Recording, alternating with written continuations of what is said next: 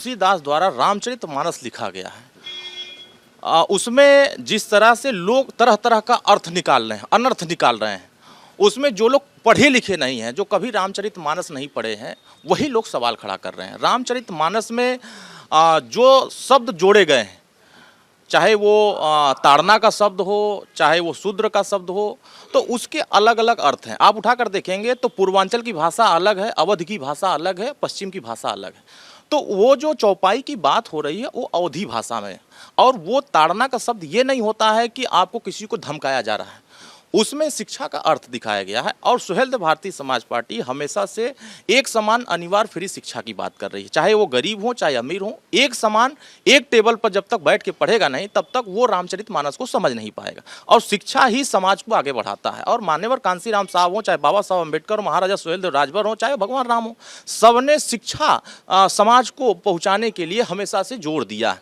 उसी कड़ी में हमारे कार्यकर्ताओं ने एक पोस्टर लगाकर समाजवादी पार्टी जो रामचरितमानस को का अपमान कर रही है, भगवान राम का अपमान कर रही है, उनको ये संदेश दे रही है कि आप समाज को शिक्षित करने के लिए आप पोस्टर लगाओ, ताकि समाज शिक्षित होगा तो आपके बारे में समझ सकता है और वो आपकी बातों को सोच सकता है। लेकिन वो लोग इस तरह का नहीं कर रहे हैं, वो सब सिर्फ ये पोस्टर लगा रहे हैं कि हमारे कार्यालय में किसी के आने की जरूरत नहीं है, क्योंकि अब उत्तर प्रदेश की जनता उनके कार्यालय में झांकने नहीं जा रही है। अब उनके कार्यालय में मुझे लगता है कि वही चिरई कौआ वही बचे हुए हैं, बाकी सब अब वहाँ से साथ छोड़ चुके हैं। और सुहेलदेव भारतीय समाज पार्टी पूरे उत्तर प्रदेश में ये संदेश दे रही है कि यह देश बाबा साहब भीमराव अम्बेडकर का है, यह देश भगवान राम का है, कृष्ण का है, महाराजा सुहेलदेव राजभर का है, इनके विचारों पर चलेगा, मुगलों के विचारों पर यह देश नहीं चलेगा। अरुण जी, आपको नहीं लगता है कि सुभाषपा का स्टैंड आने में इस पूरे विवाद में थोड़ा देर लग गई?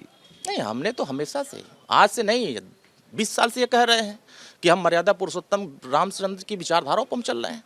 हम आज से नहीं कह, हम तो कृष्ण जी की विचारधाराओं पर चल रहे हैं, महाराजा सुहेलदेव राजभर की विचारधारा पर चल रहे हैं। उनकी विचारधारा क्या थी? लोगों को गले लगाना। उन्होंने जब अयोध्या से वनवास की तरफ गए थे, क्या कोई छत्री उनके पीछे राजा गया था? उनके पीछे पिछड़े दलित, आदिवासी, वनवासी, यही लोग ना उनका सारथी बने थे। और इन्होंने इस देश की संस्कृति को बचाया।